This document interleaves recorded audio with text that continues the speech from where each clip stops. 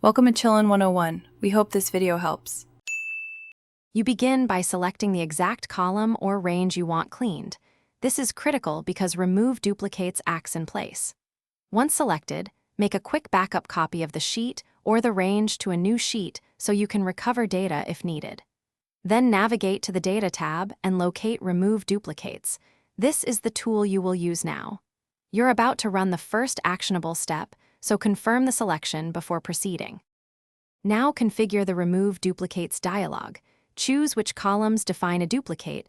Multi-column matches remove rows only when all selected columns match. Make sure to check or uncheck My Data has headers correctly, otherwise Excel will treat the header as data. Decide whether you want to retain the first occurrence of each unique set. Excel keeps the first by default. Once done, click OK to run. Excel will report how many rows were removed and how many remain. Finish by validating results. Compare the cleaned range to your backup to ensure only true duplicates were removed. If something looks off, apply conditional formatting or a COUNTIF formula to highlight any remaining duplicates so you can inspect edge cases.